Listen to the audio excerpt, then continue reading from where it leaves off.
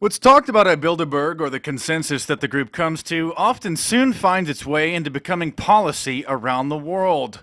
From the decades of leaked documents and insider revelations, it's clear that the birth of new legislation, economic booms and busts, and the start of new wars and military actions around the globe are often traced back to Bilderberg. One of their primary goals has been to form a New World Order global government, and over the last 60 years they have made tremendous progress with most of their plans already accomplished.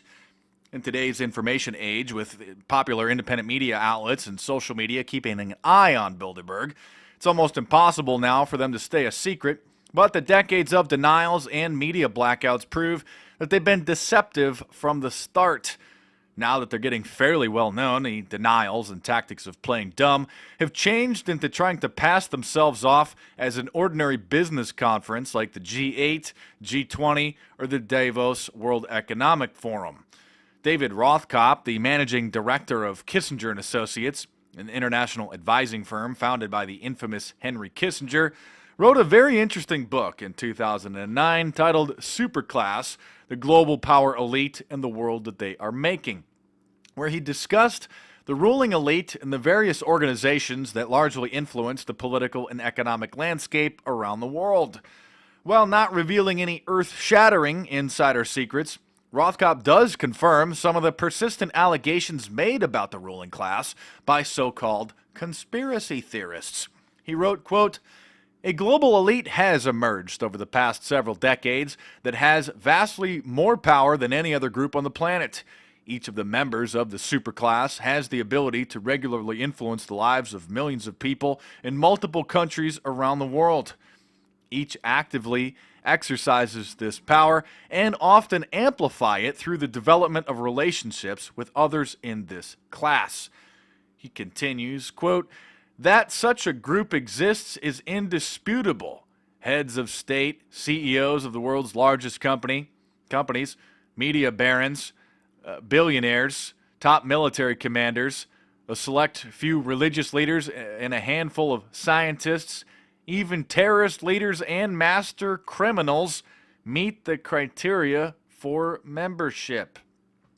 He writes, speaking of the Bilderberg Group and the Trilateral Commission, "In fact, they are an important part of the story of the superclass. They are places to convene, places to network, places to cultivate relationships, places to share views." He writes, to paraphrase someone named Mark Malik Brown, "They are the village greens of the global elite." The reality of these meetings, he says, and what they reveal about the informal mechanisms of power is, to him, more interesting than the hyped-up conspiracy theories and the, what he says are hysterical visions of total control.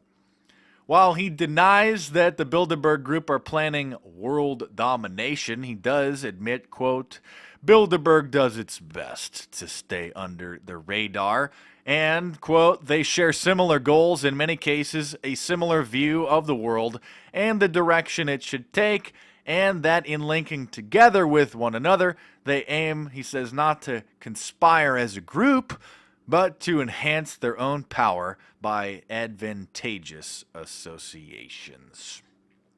Should I continue? By the way, this and more can be found in my new book, The Bilderberg Group, Facts and Fiction. Pick it up in paperback from Amazon.com or download it right now into your tablet or your e-reader. A few more points that you can find in the book.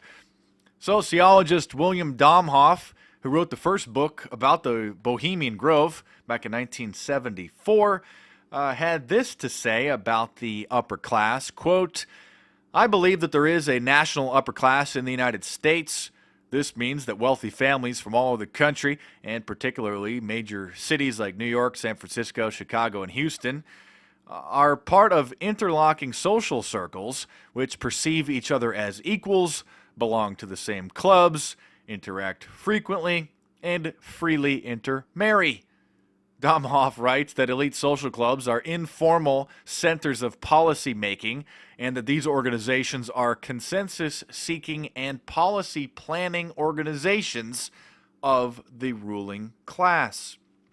He concludes that, quote, I think it makes a very good case for the hypothesis that the social upper class is a ruling class, especially in light of the amazingly disproportionate amount of wealth and income controlled by this small group of families. Another sociologist named Peter Phillips from the University of California, Davis, who earned his PhD by writing his doctoral dissertation about the Bilderberg Group's more informal sister organization, the Bohemian Grove, wrote that, quote, involvement of these socioeconomic and political institutional leaders in the activities at the Grove, and the Bilderberg Group, I might add, gives them extensive periods of off-the-record discussion time with campmates and other Bohemians and Bilderbergers about the prevailing social issues of the day. All of these chats and talks work towards building a consensual mindset regarding current political and social issues.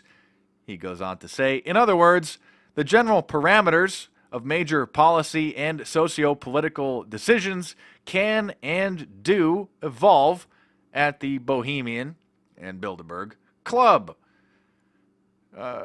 Peter Phillips concludes that secret elite gatherings like the Bohemian Grove and the Bilderberg Group, quote, are examples of how elite consensus building around key issues occur.